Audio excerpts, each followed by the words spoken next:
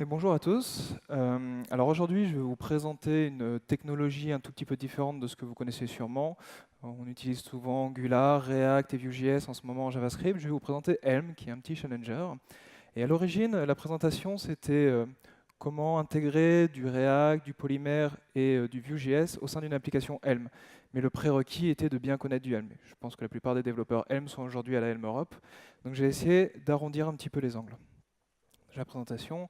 Je m'appelle Kevin, je suis tech lead à Mythic. Je pense que je n'ai pas besoin de vous présenter Mythic, le service. Vous pouvez me retrouver sur GitHub. J'ai énormément de projets qui sont construits en Helm, donc ça peut vous donner une idée pour démarrer. Alors, pourquoi Helm? Aujourd'hui, on a Vue.js, React. Pourquoi essayer et voir ce challenger? Alors, Helm, c'est comment ça s'appelle? C'est un langage fonctionnel qui est un tout petit peu différent du JavaScript. C'est un langage qui va transpiler en JavaScript. Il prend un tout petit peu le style d'Haskell quelque part, mais c'est un langage simple. On n'aura pas de concept académique au niveau du langage. On n'aura pas de modane, on n'aura pas de foncteur applicatif. On aura juste des structures qui vont permettre aux développeurs front-end de facilement développer une application. Donc, dans le langage fonctionnel, on a rarement des nuls. Euh, Dans Helm, les nuls sont remplacés par des constructions type maybe, soit on a une valeur d'un type bien connu, soit on n'a rien. Mais dans ce cas-là, on est obligé de gérer le cas où on n'a rien. Dans Helm, on ne peut pas laisser des cas qui ne sont pas gérés. Ensuite, dans Helm, vu qu'on n'a pas de nul et vu que c'est un langage fortement typé, on a très peu de runtime error. C'est toujours possible d'en avoir, une division par zéro, ça arrive de temps en temps, mais 99% des erreurs seront attrapées à la compilation. Et enfin, Helm, c'est pas qu'un langage, c'est aussi une architecture. Alors, sûrement, parmi les gens d'entre vous qui utilisaient React, vous avez sûrement utilisé Redux avec. Eh ben, il faut savoir que Redux est basé sur Helm à l'origine. Donc, je vais vous présenter rapidement l'architecture de Helm. Helm, on retrouve le one-way data flow. Donc, ceux qui connaissent Redux vont très vite retrouver leur repère. On a un message qui est dispatché. Le message arrive dans une fonction update, qui est l'équivalent d'un reducer. Qu'est-ce que va faire l'update? Il va prendre le message, il va prendre le modèle courant, une structure de données, et en fonction du message, il va retourner une nouvelle structure de données, une nouvelle instance. Cette nouvelle structure de données est ensuite passée à une fonction view, qui va générer un rendu HTML, pas que, ça peut être autre chose si c'est des applications serveurs, mais dans le cas d'une application front-end, c'est un rendu HTML qui va ensuite être redonné au runtime pour être rendu. Donc on a le one-way data flow. Donc je vais vous montrer l'exemple très rapide. Alors le but, c'est pas de m'étendre sur la syntaxe de Helm. Je vous invite à faire le tutoriel si vous voulez en apprendre plus. Je vais surtout vous montrer comment vous pouvez démarrer avec Helm et comment Helm vous permet de créer des composants qui s'incluent dans votre stack. Alors tout commence par un modèle ou une structure de données. Dans le cas d'un compteur avec un bouton incrémente, décrémente, je veux juste avoir un entier. Donc je peux dire que mon modèle de départ, c'est un entier. Mais j'aurais très bien pu dire que mon modèle, c'est un record, une structure un peu plus complexe. Ensuite, j'ai parlé de la vue. La vue prend un modèle et va générer un rendu HTML. Donc là, on voit sur la définition, on a accès à un DSL qui va nous permettre de créer très rapidement du HTML. Bon, c'est un peu comme du JSX, un peu moins XML. On peut déclarer un node, des attributs du node et les enfants. Donc là, ce que je vois, c'est que j'ai créé un div wrapper avec dedans un bouton qui va nous permettre de décrémenter. J'ai créé un span qui va contenir la valeur courante de mon modèle et j'ai créé un autre bouton qui va me permettre d'incrémenter le compteur. Une fois qu'on a vu la view, on va voir l'update. Alors là, la première chose qu'on remarque, c'est que qu'est-ce qui définit mon message dans mon application Helm? C'est un type. C'est ce qui s'appelle un union type. C'est un type qui peut être de type, soit incrémente, soit décrémente. Ça aurait pu même être un autre type avec reset et compagnie. Donc c'est tous les messages qui vont être supportés par mon application. Et comme je l'ai dit, par exemple, pour les maybe au début, quand on n'a pas de nul, dans Helm, on est obligé de gérer tous les cas. Donc là, j'ai mon update qui va prendre mon message, ma première valeur de mon modèle, et en fonction de si mon message est un incrément ou un décrément, je vais transformer mon modèle, retourner une nouvelle instance. Je n'aurais pas pu gérer que le cas incrémente. Je n'aurais pas été capable de compiler mon application. Helm veut qu'on gère tous les cas. C'est ce qui permet d'éviter les runtime exceptions.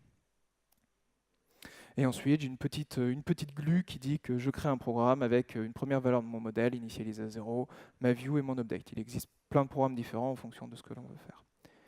Et donc tout ça, ça me fait un composant Helm. Je peux utiliser la ligne de commande, faire un Helm make, donner mon point d'entrée de mon application Helm, et je vais avoir un bundle.js qui va être généré.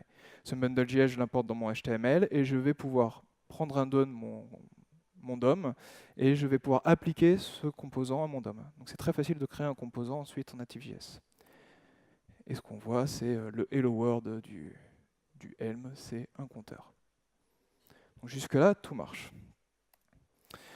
Ce qui est aussi très intéressant dans le langage, c'est ce que les développeurs ont fait du runtime.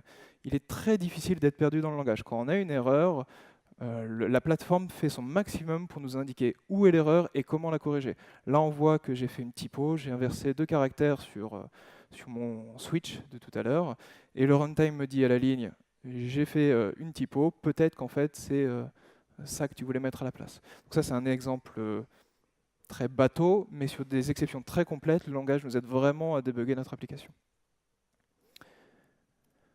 Donc c'est bien, on a notre composant Helm, on est capable de l'appliquer à un nœud de HTML, mais maintenant comment on utilise ce composant? Parce que si par exemple j'ai un champ input, on peut écouter les changements du champ, on peut setter une valeur initiale, et on peut, à n'importe quel moment de la durée de vie de mon application, setter une valeur sur mon champ input. Donc comment je fais en Helm?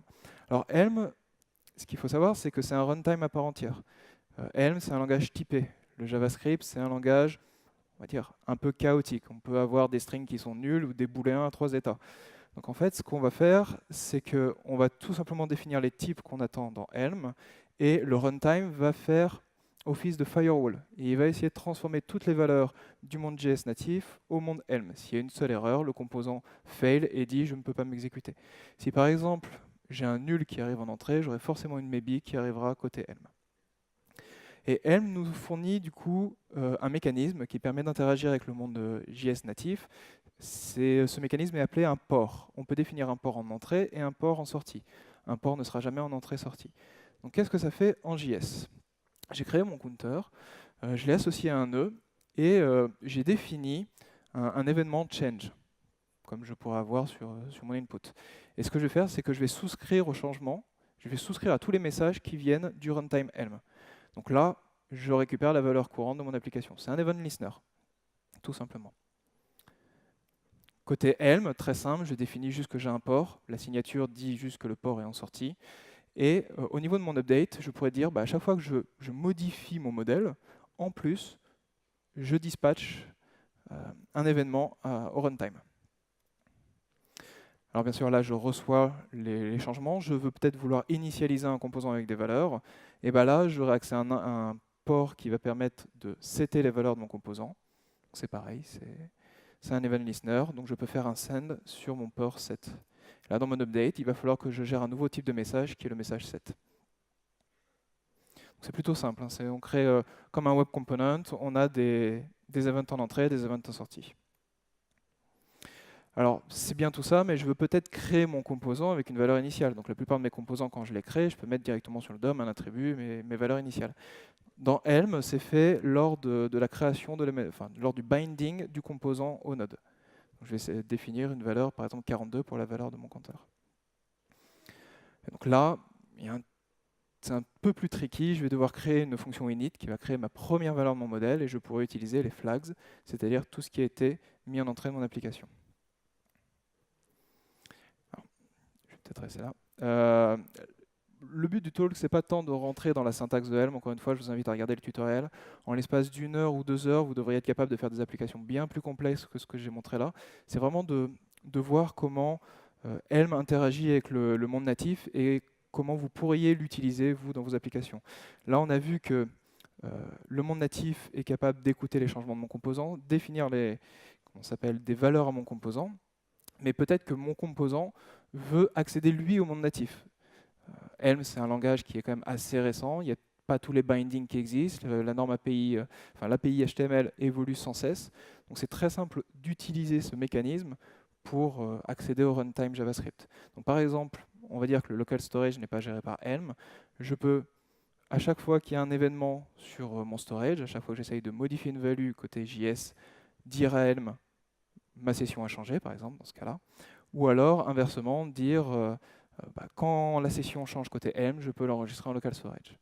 Bon, le local storage est géré par Helm. C'est un exemple un petit peu bateau, mais ça ouvre le champ des possibles avec le langage. Alors là, on a vu comment créer un composant. C'est bien, on peut créer un composant, le binder à notre application. Mais maintenant, comment je peux utiliser ce que j'ai déjà, par exemple sur ma stack, peut-être un composant Polymère, peut-être un composant React ou Vue.js, dans mon application Helm. Donc là, pour cet exemple, pour ce cas d'étude, j'ai pris juste les Web Components. Pourquoi les Web Components? Parce que c'est une API HTML qui est en cours de développement sur la plupart des navigateurs, si ce n'est pas déjà supporté. C'est à vrai dire 4 API HTML. La première, c'est le Custom Element, qui va nous permettre de définir notre propre node et notre propre API sur ce node. Le Shadow DOM, les HTML templates, qui va nous permettre d'avoir un templating natif, et les HTML import, qui lui, par contre, ne sera sûrement pas supporté sur la plupart des navigateurs. Alors, comme aujourd'hui, sur la spec, il existe une V0 et une V1 des Web Components, et que l'API n'est pas encore tout à fait figée, tout à fait développée sur la plupart des navigateurs, on a une façade qui est disponible qui s'appelle Polymère. J'en profite pour vous présenter aussi un super outil Polymère. Et ce qui est bien dans Polymère, c'est qu'on a un riche contenu d'éléments UI. Par exemple, on a des super boutons de toute la partie matérielle, on peut avoir des cartes, on peut avoir des layouts différents. Donc je me suis dit, pour mon compteur, est-ce que je ne peux pas utiliser un bouton sympa? Et donc là, sur notre DSL, on a la possibilité non pas que d'utiliser des divs, on peut aussi utiliser nos propres nodes. On peut définir que par exemple mon paper card, c'est un node paper card. On peut définir par exemple que heading, c'est un attribut heading de mon node. Donc je vais pouvoir enrichir le DSL de Helm avec tout ce qui existe déjà dans côté Polymère. Et donc là, si on regarde, on a bien un compteur qui tire parti de Polymère. Alors là, on a vu comment on peut créer un nouveau nœud, mais c'est aussi intéressant de voir comment agit ce nœud-là au sein de Helm. Vous avez vu le onClick, si je remonte, le onClick decrement. Donc à chaque fois qu'on clique sur le bouton, on dispatche un message côté Helm qui passera dans la méthode update.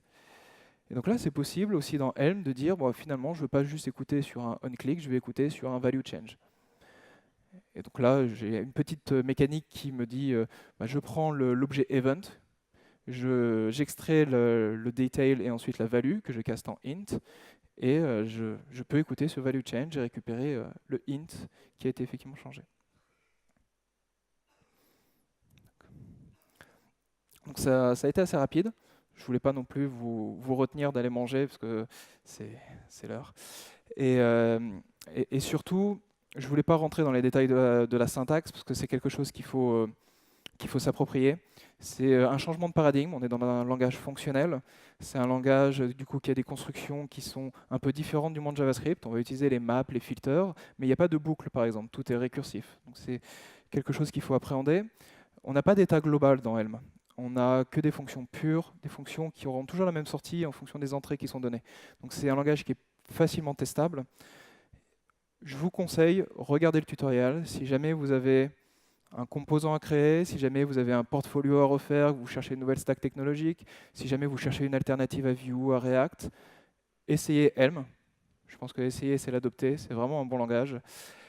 Et voilà. Merci.